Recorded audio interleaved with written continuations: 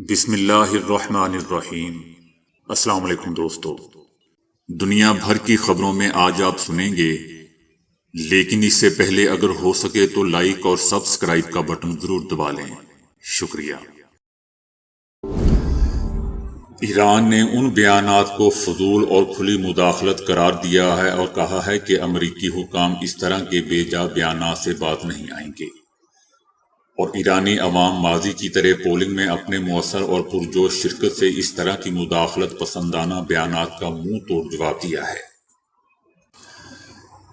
اقوام عالم نے امریکہ کے اندر اور دنیا کے مختلف خطوں میں امریکی جمہوریت کے اثرات اور نتائج دیکھے ہیں اور اس کا کڑوا ذائقہ بھی چکھ چکے ہیں۔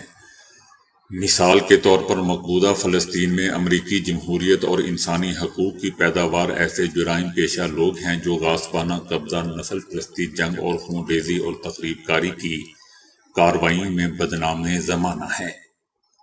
ایران کا کہنا ہے کہ اگر امریکی جمہوریت کا نظام اجازت دیتا ہے تو امریکی عوام یقینی طور پر اپنے لیے بہتر حکمرانوں کا انتخاب کرتے۔ فلسطین اور مقبوضہ علاقوں میں نسل کشی کے خلاف احتجاج کرنے والے امریکی یونیورسٹیوں کے طلباء اور پروفیسروں کے ساتھ برتاؤ انسانی حقوق اور آزادی اظہار رائے کے شعبے میں امریکہ کی کارکردگی کی واضح مثالیں ہیں۔ غزہ کے مختلف علاقوں میں اسرائیلی فوج کے گزشتہ رات کیے گئے حملوں میں 4 بچوں سمیت 6 فلسطینی شہید ہو گئے۔ اسرائیلی فورسز نے شجاعیہ، المواسی اور مغازی کیمپ میں بم برسائے جس کے نتیجے میں 6 فلسطینی شہید ہو گئے، جن میں سے 4 بچے بھی شامل ہیں۔ بمباری سے متعدد فلسطینی زخمی بھی ہوئے ہیں۔ گزشتہ 24 گھنٹوں میں اسرائیلی حملوں میں شہید فلسطینیوں کی تعداد 20 ہو چکی ہے۔ دوسری جانب اسرائیلی کابینہ نے مغربی کنارے میں یہودی آباد کاری میں توسیع اور فلسطینی اتھارٹی کے رہنماؤں اور عہدیداروں پر پابندیاں عائد کرنے کی بھی منظوری دی ہے۔ اسرائیل کے غزہ پہ حملوں میں اب تک 38,000 سے زائد فلسطینی شہید ہو چکے ہیں۔ پاکستان کا کہنا ہے کہ افغانستان سے ہماری سرزمین پر تخریب کاری ہو رہی ہے، ہمیں بھی حق پہنچتا ہے کہ ہم بھی جواب دیں۔ افغانستان سے ہماری سرزمین پر تخریب کاری ایکسپورٹ ہو رہی ہے اور اس بات کے ثبوت ہیں۔ قومی اسمبلی میں خواجہ آصف کا کہنا تھا کہ ہم دونوں ممالک اگر برادرانہ تعلقات میں رہنا چاہتے ہیں تو اس سے اچھی کوئی بات نہیں ہے۔ خواجہ آصف کا کہنا تھا کہ اسد کیسر اور اپوزیشن سے درخواست ہے کہ اس پر سیاست نہ کریں، یہ ہمارے خون کا معاملہ ہے۔ یہ اگر تخریب کاروں کے ساتھ کھڑا ہونا چاہتے ہیں تو ہم یہی کہیں گے کہ تخریب کاری کے پیچھے یہ لوگ ہیں۔ طالبان کے ساتھ ان کے روابط ہیں اور یہ تحریک طالبان کے 6,000 لوگوں کو ادھر لے کر آئے ہیں۔ عالمی مالیاتی فنڈ یعنی IMF نے بجٹ میں ٹیکس چھوٹ اور رعایتیں ختم کرنے کے فیصلے کو سراہا ہے۔ IMF نے بجٹ میں سخت معاشی فیصلے کو سراہتے ہوئے انہیں معیشت کے لیے ضروری قرار دیا ہے۔ IMF نے 10 جولائی سے پہلے بجلی اور گیس کی قیمتوں میں اضافے کا مطالبہ بھی کیا ہے۔ IMF 1 جولائی سے پیشگی اقدامات کے تحت نرخوں میں اضافے اور بجلی مہنگی کرنے کے لیے نیپڈا کے فیصلے پر فوری عمل درآمد چاہتا ہے۔ IMF کے وفد کا جولائی کے دوسرے ہفتے میں پاکستان آنے کا بھی امکان ہے۔ CNN کے مطابق اسرائیل کی سپریم کورٹ نے ایک حکم جاری کیا ہے جس کے تحت آرتھوڈاکس یہودیوں پر بھی فوج میں شمولیت لازمی قرار دے دی گئی ہے۔ یہ حکم صہیونی وزیر اعظم نیتن یاہو پر کاری ضرب ہے جو پہلے سے ہی متزلزل کابینہ ٹوٹ جانے کا باعث بن سکتا ہے۔ صہیونی رجیم کی سپریم کورٹ نے اپنے حکم میں جنگی حالات کے مد نظر آرتھوڈاکس یہودیوں پر بھی فوج میں سروس لازمی قرار دے دی ہے۔ یاد رہے دوستو کہ گزشتہ کئی سالوں سے، کئی عشروں سے آرتھوڈاکس یہودیوں کو فوج میں سروس سے استثناء حاصل رہا ہے۔ آرتھوڈاکس یہودیوں کی تعداد کل یہودیوں کا 13% ہے۔ ان یہودیوں کا دعویٰ ہے کہ ان کی دینی تعلیمات انہیں کسی قسم کی جنگ اور فوجی سرگرمیوں کی اجازت نہیں دیتی، لہذا وہ اپنا تمام وقت دینی تعلیم کے حصول میں صرف کرتے ہیں۔ سپریم کورٹ نے حالیہ حکم میں آرتھوڈاکس یہودیوں کے استثناء کو آئین کے خلاف قرار دے دیا ہے۔ نیتن یاہو کی سربراہی میں موجودہ حکومتی اتحاد میں دو آرتھوڈاکس سیاسی جماعتیں بھی شامل ہیں۔ وہ اس بات کا مطالبہ کر رہی ہیں کہ آرتھوڈاکس یہودیوں کو استثناء کو برقرار رکھا جائے، ورنہ وہ حکومتی اتحاد چھوڑ دیں گے۔ ایسی صورتحال میں دوستو حکومتی اتحاد ٹوٹ جائے گا اور نیتن یاہو کا عہدہ بھی خطرے میں پڑ جائے گا۔ آئندہ کسی بھی الیکشن میں نیتن یاہو کے جیتنے کا امکان بھی بہت کم ہے۔ ابھی کچھ ہی ہفتے پہلے سابق وزیر دفاع اور نیتن یاہو کے اصلی حریف نے استعفیٰ دے دیا تھا، جس کے بعد نیتن یاہو جنگی کابینہ توڑنے پر مجبور ہو گیا تھا۔ وزیر دفاع نے بھی آرتھوڈاکس یہودیوں پر فوجی سروس لازمی قرار دینے کی حمایت کی تھی۔ آرتھوڈاکس وزیر مائر پروش نے بھی سپریم کورٹ کے حکم کی مذمت کی ہے اور کہا ہے کہ یہ حکم اسرائیل میں پھوٹ پڑنے کا باعث بنے گا۔ دوسری طرف صہیونی فوج کے جاری کردہ اعداد و شمار کے مطابق 7 اکتوبر 2023 سے اب تک کم از کم 666 اسرائیلی فوجی ہلاک ہو چکے ہیں۔ ان میں سے 314 فوجی غزہ پر اسرائیلی جارحیت کے بعد ہلاک ہوئے ہیں۔ صہیونی فوج کی ویب سائٹ پر جاری رپورٹ میں کہا گیا ہے کہ کم از کم 51 اسرائیلی فوجی مختلف حادثات میں مارے گئے ہیں۔ اسرائیل کے اندر بھی اور عالمی سطح پر بھی نیتن یاہو کی سربراہی میں غزہ جنگ کی نسبت شدید مایوسی پائی جاتی ہے۔ اب بھی حماس کے پاس اسرائیل کے 120 یرغمالی موجود ہیں اور اب تک جنگ بندی کے لیے انجام پانے والے مذاکرات کسی نتیجے پر نہیں پہنچ پائے۔ حماس مستقل جنگ بندی کے ساتھ ساتھ غزہ سے صہیونی فوجوں کا مکمل انخلاء اور محاصرے کا خاتمہ چاہتی ہے، جبکہ نیتن یاہو کا دعویٰ ہے ضد ہے کہ مطلوبہ اہداف کے حصول تک جنگ جاری رہے گی۔ میں اپنے کام کے نتائج اور اقوام متحدہ کی کارکردگی سے مطمئن نہیں ہوں۔ یہ اعتراف دوستو اقوام متحدہ کے سیکرٹری جنرل نے دنیا کی سب سے بڑی بین الاقوامی تنظیم کے سربراہ کا عہدہ سنبھالنے کے بعد سے اپنی کارکردگی کے بارے میں روسی خبر رساں ایجنسی کے سوال کے جواب میں کیا۔ ان کا کہنا تھا کہ موجودہ دنیا میں جغرافیائی سیاسی تقسیم اور بڑی طاقتوں کے درمیان تعلقات کے باعث امن و امان نہیں۔ سیکرٹری جنرل اقوام متحدہ کا کہنا تھا کہ دنیا کو تنازعات کی روک تھام کے میدان میں بہت کچھ کرنا چاہیے اور اس معاملے میں تنازعات کو حل کرنے کے بعد معاشی اور سماجی حالات پیدا کرنے کے بعد ہی بہت کچھ کیا جا سکتا ہے۔ دوستو یاد رہے کہ بین الاقوامی نظام میں ممالک کے متضاد مفادات اور رکن ممالک پر مالی انحصار کی وجہ سے بحرانوں اور تنازعات کے ایک فریق کی جانب سے اقوام متحدہ کے سیکرٹری جنرل کو ہمیشہ دباؤ اور تنقید کا نشانہ بنایا جاتا ہے۔ مثال کے طور پر غزہ میں غیر قانونی اور شفاف صہیونی رجیم کے کھلی جنگی جرائم کے بارے میں سیکرٹری جنرل کے اصولی موقف کو مغربی ممالک نے شدید تنقید کا نشانہ بنایا اور امریکہ اور اس کے اتحادیوں کی جانب سے فلسطینی پناہ گزینوں کو انسانی امداد فراہم کرنے والی اقوام متحدہ کی مالی امداد بند کر دی تھی۔ بین الاقوامی عدالت انصاف نے اعلان کیا ہے کہ اسپین نے جنوبی افریقہ کی اس شکایت میں شامل ہونے کی درخواست جمع کروائی ہے جس میں صہیونی حکومت پر غزہ میں نسل کشی کا الزام لگایا گیا ہے۔ اسپین نے اعلان کیا ہے کہ اسپین جنوبی افریقہ کی جانب سے اسرائیلی حکومت کے خلاف اقوام متحدہ کی بین الاقوامی عدالت انصاف میں شکایت کے معاملے میں شامل ہونے کا فیصلہ کرتا ہے۔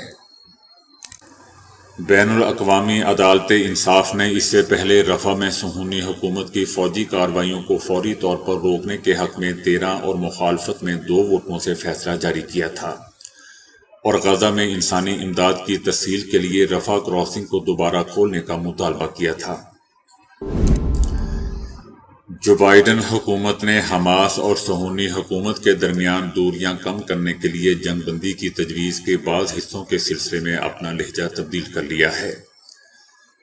امریکہ کی نئی کوششیں قطر اور مصر کی ثالثی پر مرکوز ہیں۔ اس رپورٹ میں کہا گیا ہے کہ امریکی حکام نے نئی تجویز تیار کی ہے اور وہ ثالثوں پر دباؤ ڈالیں گے تاکہ حماس کو نئی جنگ بندی کی تجویز ماننے پر مجبور کیا جائے۔ امریکہ ایسے فارمولے کی تلاش میں ہے جو غزہ جنگ کے خاتمے پر ختم ہو اور اگر حماس نئے فارمولے پر راضی ہو جائے تو جنگ بندی عمل میں آ جائے گی۔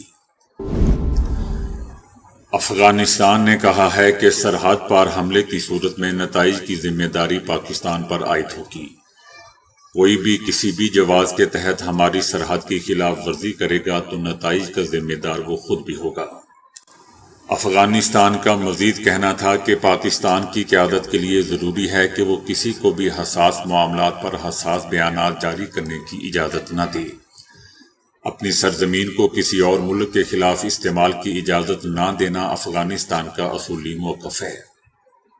دوستو، یاد رہے کہ پاکستان کے وزیر دفاع خواجہ آصف نے ایک انٹرویو میں افغانستان پر حملے سے متعلق سوال پر کہا تھا کہ پاکستان کی خود مختاری سے زیادہ کچھ بھی اہم نہیں ہے، اور اگر ضرورت پڑی تو ہم افغانستان پر حملہ بھی کر سکتے ہیں۔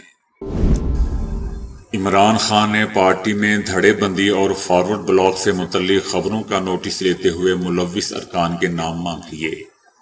پارٹی میں دھڑے بندی اور گروپنگ سے متعلق مسلسل خبریں آ رہی ہیں، اس پر عمران خان نے دھڑے بندی اور فارورڈ بلاک سے ملوث اراکین کے نام طلب کر لیے۔ عمران خان نے پارٹی قیادت سے آئندہ ملاقات میں سینٹ اور قومی اسمبلی میں فارورڈ بلاک کے ملوث اراکین کے نام پیش کرنے کی ہدایت کی ہے۔ عمران خان نے پارٹی ڈسپلن پر سختی سے عمل درآمد کرنے کی ہدایت کی ہے اور ہدایت دی ہے کہ پارٹی ڈسپلن کی مسلسل خلاف ورزی کرنے والوں کے خلاف کارروائی کی جائے۔ دوستو، عمران خان کو چاہیے کہ جس طرح وہ فوج کے خلاف باتیں کرتے ہیں، پہلے اپنا ڈسپلن تو درست کریں، پھر اوروں کی بات کریں۔ لداخ میں بھارتی فوج کا ایک ٹینک چائنا کے قریب سرحدی علاقے میں سیلابی ریلے میں بہنے سے 5 اہلکار مارے گئے۔ بھارتی فوج کا ٹینک لداخ کے علاقے میں چینی سرحد کے قریب لائن آف ایکچوئل کنٹرول میں سفر کر رہا تھا۔ ٹینک سیلابی ریلے کی زد میں آ گیا اور بہہ گیا، جس کے نتیجے میں ٹینک میں سوار 5 اہلکار مارے گئے۔ بھارتی فوجی حکام کا کہنا ہے کہ ٹینک سیلابی ریلے میں بہنے کا واقعہ لیہ سے 148 کلومیٹر دور ہفتے کی صبح پیش آیا۔ T-72 ٹینک علاقے میں جاری جنگی مشقوں میں شامل تھا۔ واقعے کی مزید تحقیقات جاری ہیں۔ ٹیکنالوجی کمپنی گوگل اپنے ٹرانسلیٹ فیچر میں 110 نئی زبانیں شامل کرنے جا رہا ہے۔ تازہ ترین اقدام زبانوں کو پھیلانے کا اب تک کا سب سے بڑا اقدام ہے۔ اب تک گوگل ٹرانسلیٹ میں 133 زبانیں تھیں اور یہ تعداد اضافے کے بعد بڑھ کر 243 تک پہنچ جائے گی۔ گوگل کا کہنا ہے کہ شامل کی گئی نئی زبانیں دنیا بھر میں 61 کروڑ 40 لاکھ سے زائد افراد بولتے ہیں، جو دنیا کی تقریباً 8% آبادی کی نمائندگی کرتی ہیں، جبکہ کچھ زبانیں بولنے والوں کی تعداد 10 کروڑ سے زیادہ ہے۔ اٹک سے راولپنڈی فالج کی مریضہ منتقل کرنے والی ریسکیو 1122 کی ایمبولینس آئل ٹینکر سے ٹکرا گئی۔ خوفناک حادثے میں ریسکیو اہلکار سمیت 5 افراد دوستوں مارے گئے اور 3 زخمی ہو گئے۔ اٹک ڈسٹرکٹ ہاسپٹل میں سہولیات کی کمی کے باعث فالج کی خاتون مریضہ کو راولپنڈی کے ہاسپٹل منتقل کیا جا رہا تھا۔ ایمبولینس میں موجود مریضہ اور اس کے 3 رشتہ دار بھی حادثے کے نتیجے میں دوستوں مارے گئے۔ امریکہ کے صدر جو بائیڈن نے صدارتی الیکشن کے سلسلے میں سابق صدر ٹرمپ کے خلاف اپنی خراب کارکردگی کا اعتراف کر لیا۔ صدر جو بائیڈن نے کہا ہے کہ نومبر میں ہونے والے انتخابات میں ریپبلکن امیدوار ٹرمپ کو ہرانے کا ارادہ رکھتے ہیں۔ جو بائیڈن نے پہلے صدارتی معاہدے میں خراب کارکردگی باوجود صدارتی انتخابات کی دوڑ سے باہر ہونے کا کوئی اشارہ نہیں دیا۔ جو بائیڈن کی مباحثے میں کمزور کارکردگی پر ان کی اپنی جماعت میں مایوسی پائی جاتی ہے۔ ایک ریلی سے خطاب کرتے ہوئے 81 سالہ امریکی صدر جو بائیڈن کا کہنا تھا کہ صاف ظاہر ہے کہ میں جوان آدمی نہیں ہوں اور اب آسانی سے بول اور چل نہیں سکتا، اس طرح بحث بھی نہیں کر سکتا جیسے کیا کرتا تھا، تاہم مجھے سچ بولنا اور اپنا کام کرنا آتا ہے۔ ان کا کہنا تھا کہ جب آپ ناکام ہوتے ہیں تو واپس کھڑے بھی ہوتے ہیں۔ میں دوبارہ الیکشن میں حصہ نہ لیتا اگر میں دل و جان سے یہ یقین نہ رکھتا کہ میں بطور صدر اپنا کام کر سکتا ہوں۔ دوستو، پہلے صدارتی معاہدے میں صدر جو بائیڈن اپنے حریف کا مقابلہ کرنے میں ناکام رہے، جبکہ بتایا جا رہا ہے کہ سابق صدر ٹرمپ معیشت اور امیگریشن سمیت پر ہر موضوع پر جھوٹے اور گمراہ کن بیانات دیتے رہے۔ مباحثے کے دوران جو بائیڈن کے جوابات واضح نہیں تھے اور وہ ہکلاہٹ کا بھی شکار رہے، جس کے بعد ووٹرز میں ان کی عمر اور فٹنس کے حوالے سے بھی سوالات پیدا ہو گئے ہیں۔ 600 سال پرانا سمندری راستہ بروم وے برطانیہ کا سب سے خطرناک راستہ بھی ہے، جہاں اب تک 100 لوگ لقمہ اجل بن چکے ہیں۔ برطانیہ میں ایک سمندری کنارے سے قریبی چھوٹے جزیرے تک جانے والا ایک پیدل راستہ 600 سال پرانا ہے۔ بروم وے ایک طرح کی فٹ پاتھ ہے جو ایسیکس کے ساحل سے فولنس نامی جزیرے تک جاتا ہے اور صرف پیدل چلنے کے قابل ہے۔ لیکن سردیوں کی دھند میں لوگ راہ بھٹک جاتے ہیں اور لقمہ اجل بن جاتے ہیں، اسی بنا پر اسے برطانیہ کا خوفناک ترین راستہ بھی کہا جا سکتا ہے۔ اس راستے کا ریکارڈ 1419 میں بھی ملتا ہے اور یہ 6 میل لگ بھگ 10 کلومیٹر لمبا ہے۔ بروم وے کو کچی مٹی اور ریت سے بنایا گیا ہے۔ کئی جگہوں پر درختوں کی شاخوں کو جھاڑو کی صورت دے کر زمین میں گاڑا گیا ہے تاکہ راستے کی حدود کا تعین کیا جا سکے۔ یہی وجہ ہے کہ اسے جھاڑو والا راستہ بھی کہا جاتا ہے۔ سردیوں میں دھند یا پانی کی ابھرتی ہوئی لہر میں راستہ گم ہو جاتا ہے۔ اسی صورت میں یہاں چلنے والے راہ بھٹک کر ڈوب جاتے ہیں۔ دوسری جانب دلدل ہے جو انسانوں کو نگلنے کے لیے کافی ہے۔ یہی وجہ ہے کہ شدید بارشوں میں بھی یہ راستہ بند ہو جاتا ہے اور وہاں لوگ پھنس کر جان کی بازی ہار جاتے ہیں۔ اسی راہ پر فلپ بینٹن جیسے مشہور مورخ بھی بھٹک کر مرے تھے، لیکن کئی درجن ایسے بھی ہیں جن کی باڈیز بھی نہیں مل سکی۔ اسے دھوکے باز راستہ بھی کہا جاتا ہے کیونکہ بہترین موسم میں بھی تھوڑا سا سمندر اوپر آنے سے راستہ آنکھ سے اوجھل ہو جاتا ہے۔ اب تک پیدل چل کر فولنس جزیرے تک جانے والا یہ واحد راستہ بھی ہے اور آمد و رفت کی کمی کی وجہ سے کوئی جدید راستہ تعمیر نہیں کیا گیا۔ عالمی سول سوسائٹی تنظیم ٹرانسپیرنسی انٹرنیشنل کی جانب سے جاری کردہ بین الاقوامی سروے رپورٹ کے مطابق بھارت 39% کے ساتھ بر اعظم ایشیا میں رشوت لینے کے معاملے میں پہلے نمبر پر ہے۔ اس کے علاوہ عوامی خدمات حاصل کرنے کے لیے ذاتی تعلقات بروئے کار لانے کے لحاظ سے بھی بھارت سب سے آگے ہے۔ بھارت کے بعد کمبوڈیا کا نام ہے جہاں 37% لوگ رشوت دیتے ہیں۔ 30% کے ساتھ انڈونیشیا تیسرے نمبر پر ہے۔ بھارت کے مقابلے میں بنگلہ دیش اور سری لنکا میں رشوت لینے کی شرح کافی کم ہے۔ ان ملکوں میں بالترتیب 24% اور 16% ہے۔ اور دوستو، سب سے دلچسپ بات پاکستان کی ہے کہ پاکستان کو اس سروے میں شامل ہی نہیں کیا گیا۔ تو دوستو، ابھی کے لیے اتنا ہی۔ ویڈیو کو لائک اور شیئر کرنے کا بہت بہت شکریہ۔